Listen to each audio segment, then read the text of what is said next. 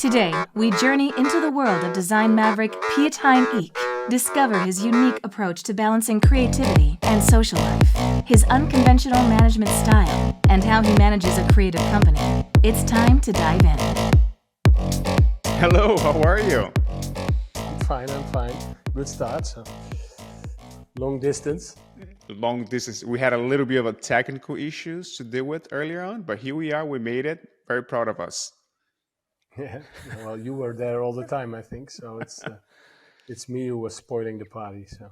Oh, I appreciate you taking the time. So, tell me more a little bit what you've been working on these days. We bought a building like 10 years ago, the place where we are, the site, and it's sort of influenced and inspired and forced us to do all kind of big changes in the building in order to get a better or nicer total concept. But it means that you invest and invest and invest and invest and invest and invest and so it's a sort of, and actually I did it all my life, and at the moment we're still investing, but we don't have any money from the bank anymore, so it's already for a time quite tight, and it's a sort of last part, at least if we finished the balance between rental income and because we rent to studios and so on, and our the basic costs should be good. And this is important because when we bought the building, I always compare the situation we got in with a small dog with a big bone, and like all the time walking like this, and then the bone falls to the other side, you walk like this, so, and then you hope the dog will grow. So and we've been busy with that for the last 13 years, and we grew, not specifically in turnover, but in the company got more adult, and we got better. The whole infrastructure became better, and so this could be at least a major change to not having to invest anymore. So it's not necessary, but you're allowed. And until now, each time I felt it was necessary to set a next step and a next step, which caused a huge and long time of enormous amount of energy, which goes in it, and it's also nice. So it maybe it feels like a complaint now, but so I just wrote a small newsletter. But it's like the building is the hardware, if you compare it with the computer world or the ICT world, and the people are the software, and the software is actually making the hardware, and so it's and as soon as we have the building ready, which will never be completely, but at least when it's balanced, I think I hope we get a more relaxed time. But I actually, I never had such a strong feeling on this aspect as I have now. So maybe it really changes, but I'm not sure. So, what has been the main goal for the building? I'm sure that's where the offices are, is where you're operating from. But is that like a bigger meaning and purpose for you to be so invested in that building? Yeah. So we bought it in 2010 after looking around for appropriate buildings, and also after a long time when we had quite a big workplace also in the back of a huge building. So we were very hard to find. And the idea behind it was that people liked our work, and the company was young and a sort of like fashionable. But it was more like that they liked it than they actually bought. So it was more avant-gardistic, and we didn't have a huge collection or a big collection. But after 10 years or even longer, people were thinking, we found out that it was more normal to buy from us because we were already a long time on the market, and people trusted us, and we had a bigger collection, and the name got bigger. So it was more likely to buy from us, but we were still hidden in this farthest corner of this huge building. So what was very nice in the beginning became a problem in the end. And then we thought we moved to a place where we do the opposite. So we try to create a building, a place, a destination where it's very nice for people to come. And we already had a lot of people coming from abroad and driving long distances just to see our showroom. So we knew that we would attract people from far.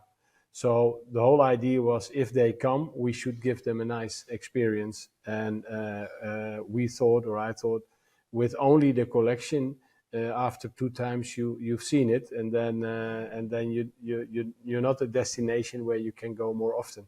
So we thought at that moment to create a context around our collection and around what we're actually doing, manufacturing furniture, which is one of the most important issues in our company, that we make what I design and we distribute it all over the world.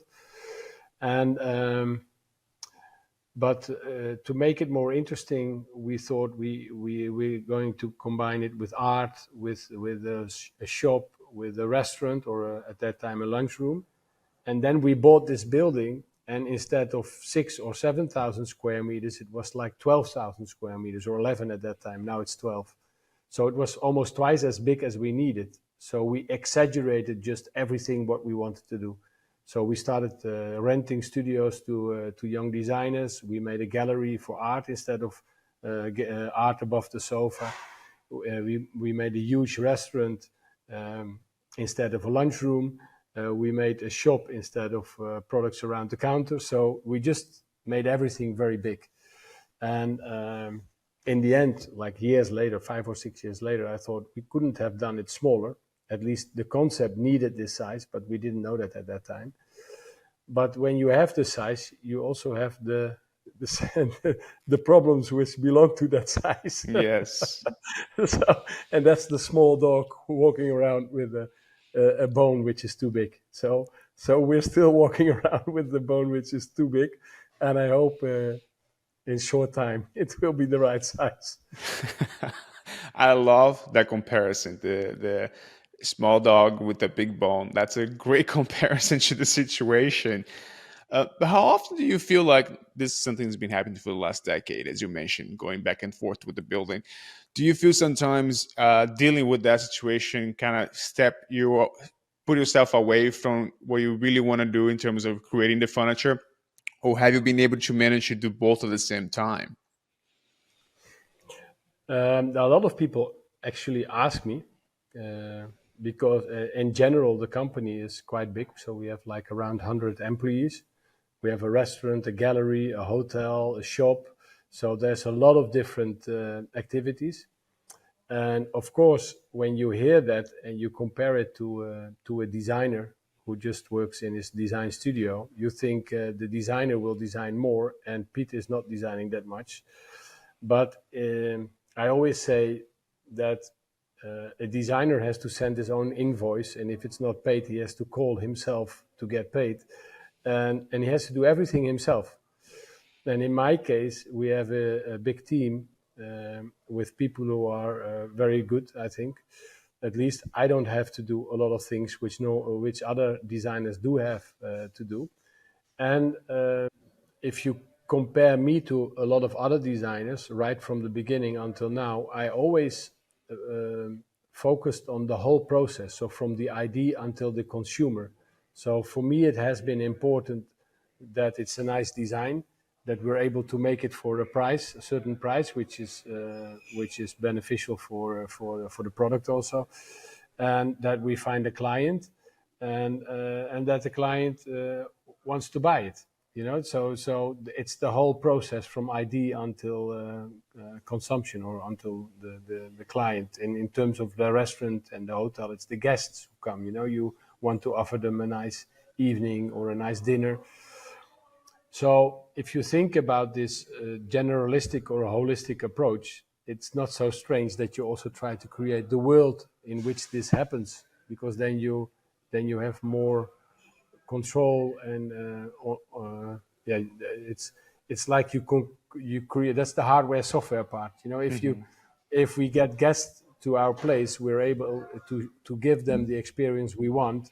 Our products are shown the way we think they should be shown, and we try to sell them the way we think they are sold. And everything, you know, on every aspect, we're able to do it like we want. And of course, this doesn't work always. You know, it's not always fruitful or successful. But at least it's in our own hands and it's our own world. So in the end, I think it's not so strange that I made a scrapwood cupboard, started selling it. You know, in 1989, I designed it, and it was designed to produce myself with employees. And since then, we're doing that. And most designers just want to design, so they add their experience or their specialism to somebody else or in a bigger process where others fill in the gaps which they have. And for me, I always felt it's the whole thing. So in that sense, it's not so strange that I find myself in this situation. So you're not often just designing things that you want to see, but you're also looking to what's needed, not in the market, but what people are interested in and how that can convey with the public in general. So it's not like an artist really trying to fulfill its own vision, but you just see it as a bigger picture of what that vision will imply to the rest of the world. Yes, but you might have two choices if you think about that. One of it is that you make what people want, or you make what you think people should want. And I always do the last last thing. So I try to make and design products and objects which are not specifically fashionable at that moment, but from which I think and feel that they are important and that people should value what we do. So often the materials are chosen in a different way. The processes are focused on it. So the way I design is always with a lot of respect for the material, for the machines, for the technique, and for the employees, and in the end, of course, for the client. And respect means that you want to be efficient with material, with energy, with the whole process. So it's a very pragmatic approach. So it's not that I just make something because I think people think it's beautiful. It's always beauty comes because the process is good. How I early in your, believe. yeah, how early in your career, or even before that you realize that you want to work with materials that has been used before? You know, you've been a voice on the movement of sustainable design for quite some time, but at what point did you realize this is not only important, but this is something that I gravitate towards you? Yeah, that's a very complicated question because this question, of course, because I started in 1989 and 1991, I graduated with the scrapwood furniture. And since that moment, people sort of placed me in the environmental corner. And I always said it's beautiful and the material is beautiful and it's economical. It's, you know, it's just like if you use something which is cheaper and it's more beautiful, it's a very good thing to do because you can earn more money. So in the end, it's more about at least the economical part of it is equally important. And I wanted to showcase that or to make a point from that, because at that time it was like for left wing people who are in like in the sky, like, oh, we should change the world, but it was at that moment it was not seen as a serious topic. And so when you are in not serious world, at least as people think you're not serious, you are also not likely to sell and to be taken serious. So I always felt a little bit upset, or I don't know, not comfortable with the idea that I recycle, and because of that, it's environmental. Old wood. So it's because a lot of recycling is not environmental friendly. It's even worse than making something new. So, but I do care about materials. So it's not true. But I felt that it was not the um the and it is actually still going on like this. I felt that I was abused or used for a purpose, for people who want to show with environmental qualities or thoughts, and I feel uncomfortable with it, because I feel the world focuses on solutions to keep on consuming in a stupid way. So I always make the joke that if you are for a stupid reason in an electrical car, it's almost worse than in a normal car, because then you're buying yourself like an environmental thing, but in the end you're for stupid reasons in a car, and that would be the biggest change. If you're not in a car, it's much better for environment than in an electrical car. And we try to solve our problems or the world not by changing our habits, but keeping them, and then sort of uh, uh, creating circumstances that we say, okay, yeah, but it's electrical, or yes, but it's less energy. But I think if it's stupid and nobody gets happy about it, you better change it. So it's about a lot of things in that sense, that we sort of have. We're totally focused in our environmental thinking on our own consumption, which we don't want to change. And the way we live, we want to maintain, or we want to keep on living like we do. And all the solutions are more or less mirrored on that idea, which makes me really uncomfortable. So in the end, to come back to your question, like like 3 questions ago, when did you realize what you were doing? Because it was not specifically the recycling. It's if you don't respect materials and you don't see the quality of materials, you don't see the quality of scrap wood, and you don't start recycling. So it's first that you really feel that you don't want to spoil, and you want to use materials in the best way possible for that material. If you have a new sheet of aluminium, it's not good or bad. You can make something good from it and something bad. So I always try to make products with respect for everything. And we bought like holiday homes, or actually it was a ruin when I bought it in France, another ruin. So we bought the building here, it was sort of a ruin. In France, it was a real ruin. It was like a watermill which sort of imploded because a river got through it. And so it was just stones instead of a heap. It was like a cow, hollow. It was like everything was dropped down in the river. And I loved it. I love ruins. So it was the first time I was able to buy a ruin. So I bought it. It was totally stupid, because it cost a fortune to renovate it. But it took me like 10 years in the end to sort of finish it. It's almost finished now. And uh,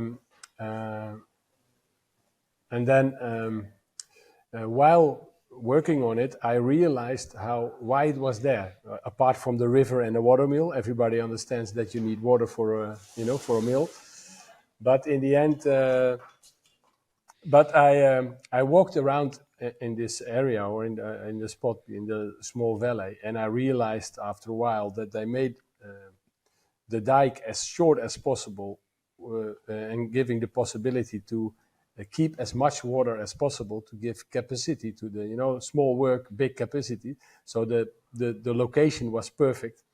And I realized at a certain moment, which took me much longer, it's almost embarrassing, but I realized at a certain moment that stream up, there were everywhere vertical hills. So like the rocks were cut. Like I thought, why are they so vertical? And then I thought they cut it and it rolls, the stones roll in the river, and they use the river to transport the stones to the houses and the dike which they had to make. And then I realized also that they used the river to to transport the cast iron wheels, which were made in the forge. It's the same word in English, forge. The fort? No, it's where they cast iron products. They like iron. They melt iron. Oh, again, yeah. We'll Yeah, figure that yeah. out. So yeah, so it was 1 kilometer stream up, and they made like a huge cast iron wheels, and they just put it on a wooden float, and they brought it to the mill also, and then they used, of course, the wood from the trees in the forest, and then the first time we slept in the mill where actually the owner slept when like 200 years ago, we found out that in winter time the sun goes under shining on the house, so they understood completely nature, and the way they could build was without the possibilities we have now, and without telephone, without machines, and without anything, just with the river, the stones, the wood, and the water. And they took advantage of every aspect, and the mill couldn't have been like 100 meters stream up or stream down. It was meant to be there because they understand what the world provides them. And I realized that, and then I thought, this is actually what I do. I create my world with the people who work for me, with the machines, with the materials I can get. And I never make a design not knowing who's going to make it on which machine from which material. And if you do that, you never have to put energy in something because you don't know how it will be made. And if you compare it to many other designers, which is not wrong or good, but it's the way I design. If you compare it, I don't feel I'm free to do what I want because I'm creative and I want to make something new. I feel that I should do something with what's around me, which is a very simple thought.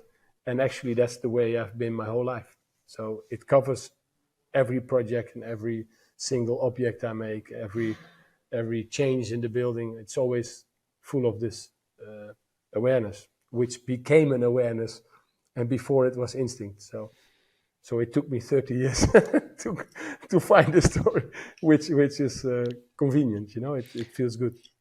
Yeah, but it took you 30 years to be able to articulate those ideas, right? But I mean, curiosity, where the source of come from, is that something, the idea of to work around with things around you is something that you saw from your parents, your upbringing, growing up, something that kind of stand out to you, that you say, this is interesting to me. I want to work with things that I already have instead of pursuing things that I don't have in front of me right now. I've been thinking about this a lot because I feel that it comes from my parents, but I can't explain it because they were both teachers, Hmm. and my father was kind of philosophic. He was really thinking the way I'm thinking. So when I talked to him, it was always like two words, and also about more complicated issues. And well, I remember that I talked to him about the book Tocqueville. I don't know if you know him, but the Democracy of America, something written in 18 something, and it's one of the biggest sociologic books. I think, is it sociological or something like that? Hmm. It's really political. It's really a sort of classic, and it was not in Dutch. And we talked about it several times, and then it was printed in Dutch, and he sent sort of the first one to me. He phoned he called to the bookstore. He said send it to him because he loves the book. So and that's really a book nobody likes it because it's too old fashioned and too much information. It's not Yeah. sexy. It's not something you like to read, and I love to read that, and he loved that also.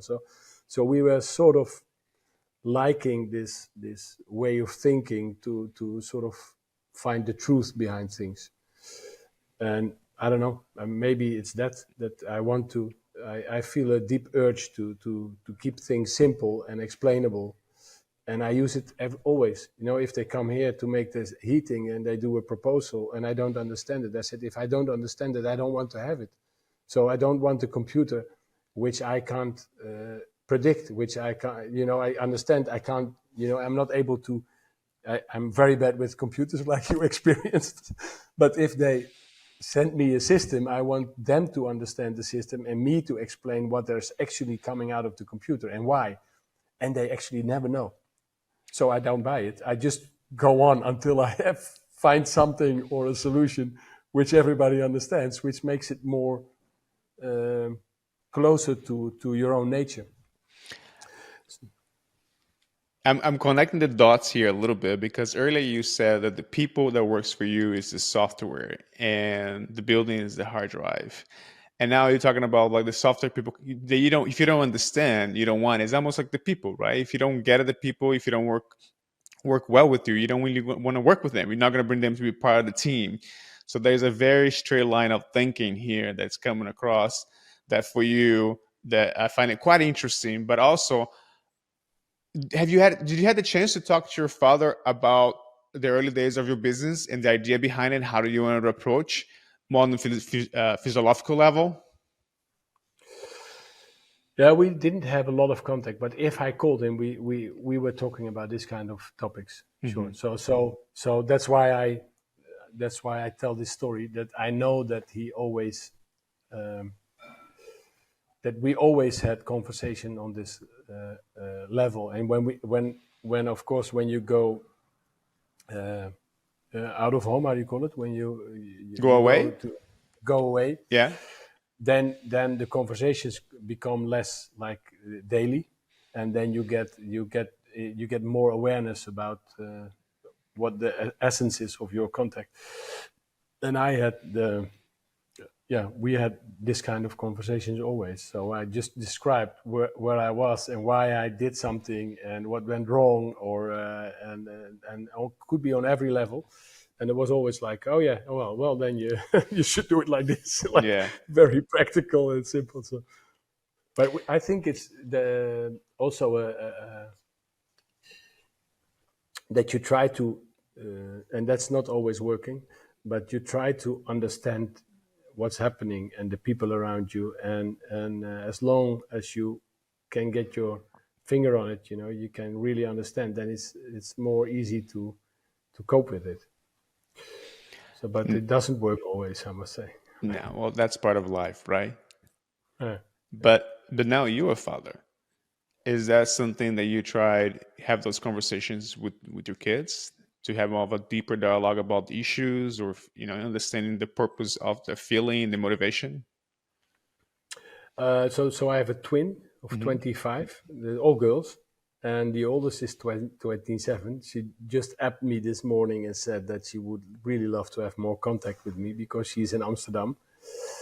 And I said yes, but I understand. So I love to have more contact with you, but you also must understand that everybody is different. So for me, I'm not somebody who wants to have daily contact or often contact, as long as it is good. But on the other hand, the women in my life wanted more contact than I wanted, so you have to adjust yourself to it. And when my mother died, which was my father was already dead at that time, my sister said, "Are we going to keep in contact or not?" So it was like a choice you have to make, and we are actually in real good contact since then. But it was a similar situation as my daughter now says, like, okay, what do we want? And it doesn't mean that you don't have contact and you don't feel good about each other. And a daughter, of course, is always in your heart, so she's always there. But you do have to find a way to be both happy with the amount of contact you have. So, and I'm quite like nonchalant about it. It's for me. It's if I love somebody and it's good, it's good. So I like how confident you are with those things. You understand what works for you, what makes you happy or interesting, and the people around you that as well. Now, what would be the ultimate situation for you? Are you introverted? Are you someone who likes to go out, be in social events, or you prefer a quiet evening with some book or maybe working in a workshop? I'm very much focused on being accompanied. So I love to be in with other people when I'm free. So I always worked or was with people. That was my rule. if there's no guests, I'm working, which is not so nice, of course, but that was the rule, and I always took care of a lot of people around. So I love to be with friends and family and so on. And I also love to read a book. So that's not one or the other. I like it also. And yeah. A big part too, I think, in the industry is a lot of your work are some museums and galleries in places all over the world. And when there's something new, there's a big part of traveling, attending design fairs or exhibitions, that things so on. Is that something that you usually look forward to the process? I mean, it is part of the process, or usually you don't enjoy that as much. No, I always felt a little bit. I always thought that I didn't like traveling. That's the best way to say it. And at a certain moment, I realized I like being home because if you're home in the place where everything happens, it's like oil in a machine. Everything goes well, and if you're not there, stupid things go wrong, which normally would have gone quite good if you were there. So to be there makes life more easy, and because there's a lot of people working here, and actually it doesn't feel like working. I don't think it's important, but somebody comes in and says, "Hey, Piet, how are we doing that?" And they say, "Yeah, look, that like this." But if you can't give this answer, they do maybe something completely wrong, which can create a disaster. So I found out that I feel most relaxed when I'm long at home and in the company. And when I travel a lot, you have the opposite. Things go wrong. It takes more energy. You get more telephones like, "Oh shit, I did it like this, but maybe I should have done it like that." And then things which go by itself, if you're there, start giving problems when you're not there. So then I realized that I don't have a problem with traveling, but I do like to be home. But on the other hand, I really there's another issue, of course, about traveling. That's also that you're yeah, if you're a lot in the plane, it's not so good, and it doesn't feel very comfortable. So it last 10 years. After we bought the building, it sort of peaked, and we had a lot of international um, uh, yeah attention, and people wanted me to be at a lot of places. And then this was this got less. Maybe I got less popular, but the advantage of it is that you don't have to travel too much. And now actually we present to DDW here in Eindhoven, the Dutch Design Week, which is a huge event with hundreds of thousands of visitors. So we really get a lot of people here, and also international clients and guests, and so it really makes a huge difference. And then we have the Salone in Milan, which is one of the most important, perhaps the most important furniture fair. So we present at two places now, which is, in my opinion, more than enough. And most of the dealers we have around the world, they actually represent us in a very nice way without asking me all the time to come. Although the Future Perfect asked me to come this year or next year, because we're going to make a very specific, great show for the first time. So it will be like extreme and like really nice objects which reflect the way we work and I design. So they forced me to come, and I will come, and I will probably enjoy it a lot. So Probably. Are you someone obsessed of control? Do you need to have control of the situation all the time? no, it's the opposite. It's so when I started, it was like really like everybody had to do just what I said, and there was not like 1 millimeter space to go left or right. It was just what I said. And if you have 100 people, this is impossible. You can't, you can, but you get totally crazy then. And so halfway, I think, so 15 years ago maybe, this the way I took care of the company was much more by trying to make people understand what they are supposed to do. So within certain conceptual rules, and I think those rules are quite tight. So I'm quite good in saying, okay, this is not what we discussed, but it's not that you have to. The color itself is not in it. You know, you get a way to find a color, and then the color is good, but it doesn't mean it's always blue. So there's much more freedom in it. But it's very delicate, and I've been thinking about it often because a lot of people feel that I have my finger in all processes, but it's not true. But they feel it. So the people who work here feel that there's uh, a strong influence from my side.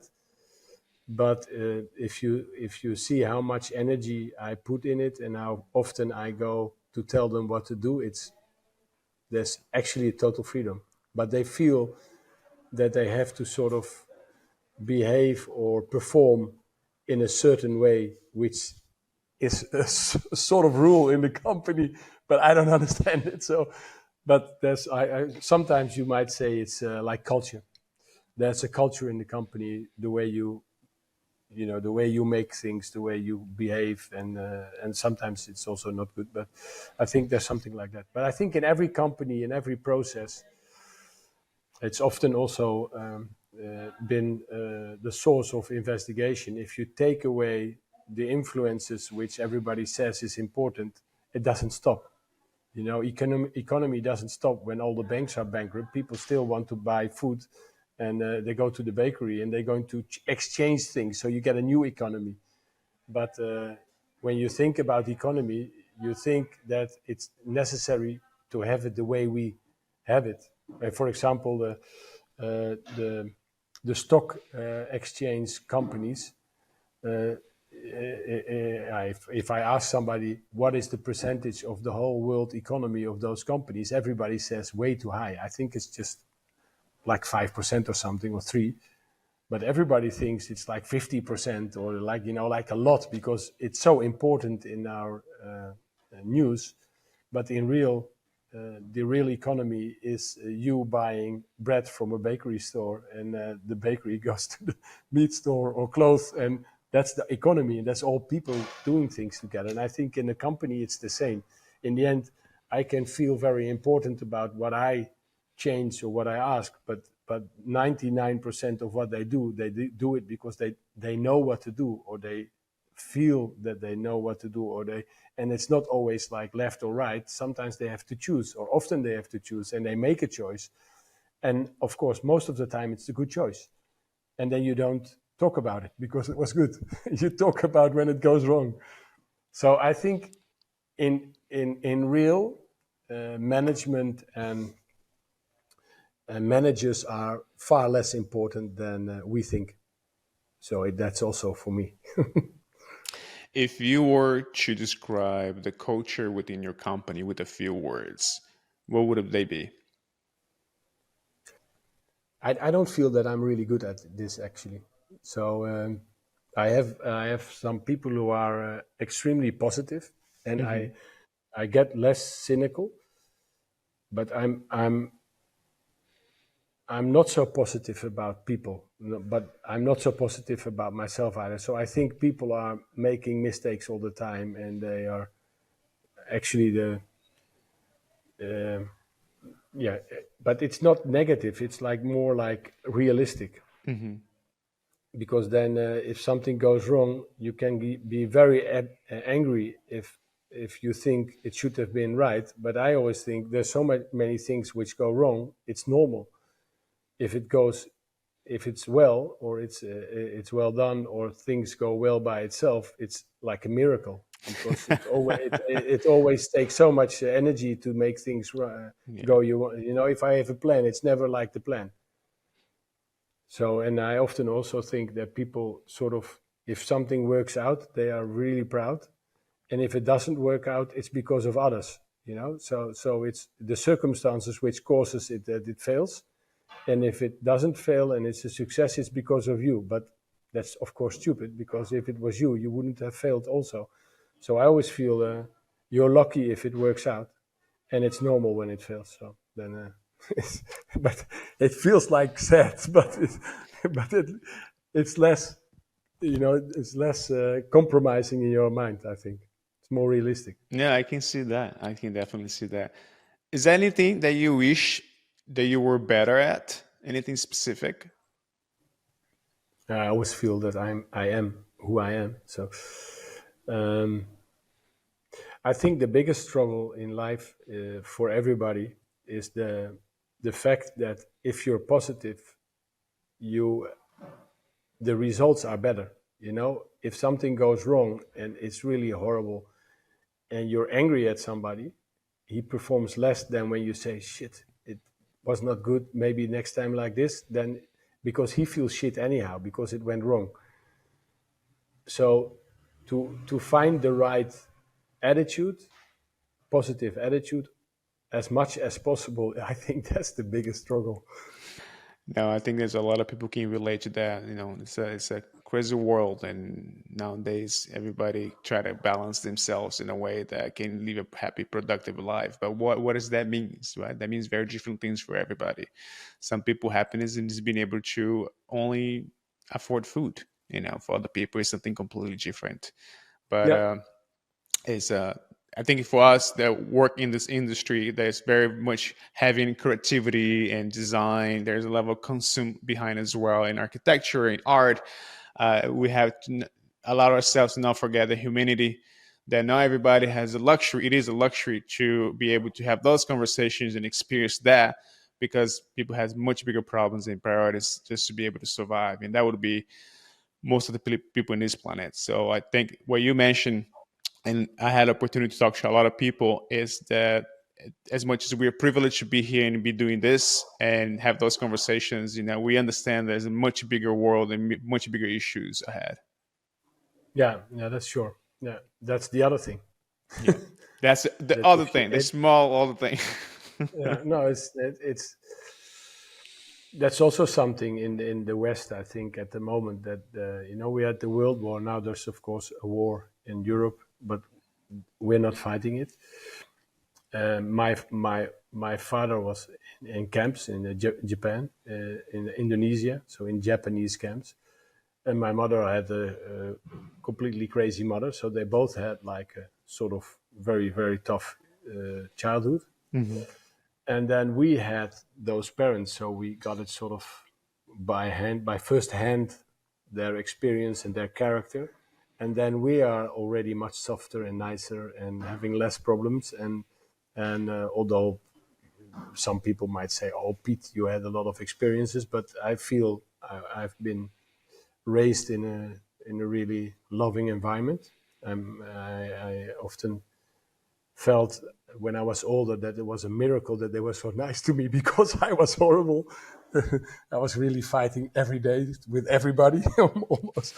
So if I was young at this time, they probably put me away in a hospital or something. But at that time, I was a nice guy. Doesn't matter. And and then you get your children, my children, and they are protected even more, and Hmm. they sort of miss or they lack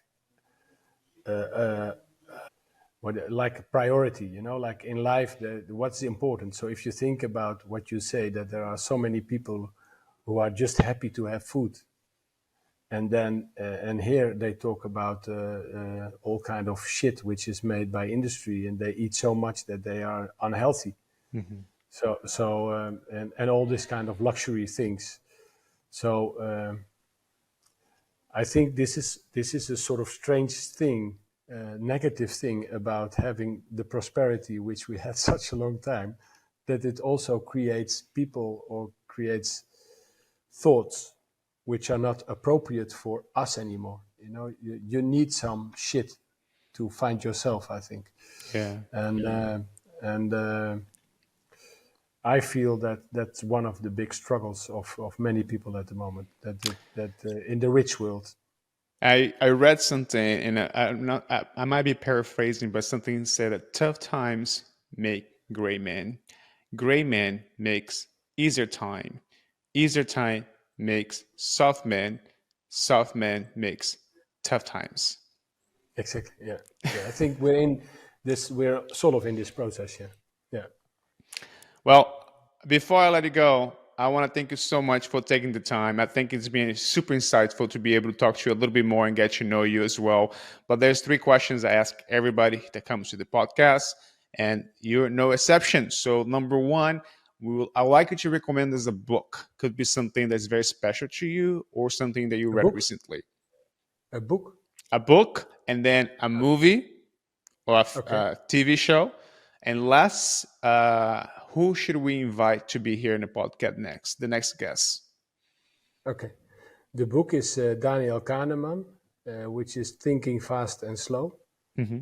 That was the best book I've ever read. So I have a top 12 in the meanwhile, also in our store with books I read. I read much more, but the best 10. Although there's a little bit, can I do one and a half? Yeah, do as many as you need. Okay. So Kahneman, because his thoughts, he is very negative or very skeptic about people because he survived the war as a Jew and he just didn't believe people anymore. So all his thoughts are that we sort of find ourselves thinking who we are and what we are, but it's actually not true. And he's right. You know, if you read his books and his investigations, it's all shit what we're doing. And I like this. I like, and he's very gentle. You know, he's not negative. It's just realism. So I love his books. He's still alive actually, and this Nobel Prize winner in America. And the other book, which I read recently, is from Dubois, and I think it's The Awareness of Black America from 1903, so 120 years ago. And it was the first black man at Harvard, so a graduate from Harvard. And he wrote this book 120 years ago about being black in America, but actually being different in the world, I think. And the way they lived in two lives, like one under the curtain and one outside the curtain. There were two kinds of people. And I read it, and it's very poetical. He was a sort of poet also, so it's still kind of readable, quite good actually. And I felt that so less is changed. And you understand, if you read it, how deep the problems are, and you start understanding much more that if you are, well, the intensity of racism and where it comes from. If you read his book, at least when I read his book, I thought it's such a huge problem. Mm. So, and I'm sort of a lot of thinking about those issues because I think it's one of the worst things in the world, and it's very negative. Which is actually Tocqueville also writes about it, about slavery. Then that it doesn't work, but of course the world gets better if people are see each other as equals, and if you are positive to each other. This is the opposite. So the book was for me like really getting very deep in my sense of what's happening in the world now, and it's written like 120 years ago. So it's also a very strange feeling that it's so alive still. You know, you read it and it's also horrible because he was supposed to be very, very, very progressive. And if he would write the book now, they would probably kill him because it's racist. It's not nice for black people, you know. But at that time, it was like a really strong man trying to change the fate of all black people in America. So you also start thinking about how much changed and how the problem still is there. So I thought it was, not nice, but extremely inspiring and a real eye opener. So that's the books. Okay. And then the movie. I'm never going to movies, and I don't look anything moving on screens. So not even on my telephone, except for classic concepts from musicians. That's my hobby, which I have like 1 year or so. And before I didn't look television, or I think I saw like 10 hours television in 10 years. So that's more or less what I've done. But I've seen one movie because my girlfriend wanted to take me to a movie. And the first we went to was total shit. So I said, it doesn't make sense. It's total shit. And then she brought me to, she took me to Miles Davis, movie in 2020 or something like that. Mm-hmm. And I saw it and I just had to cry the rest of the evening. So then she said, like this, it's also not nice. So it doesn't work with going with me to the movie. Probably because I didn't look any movies like 10 years. And then I saw a good one and I was like, oh.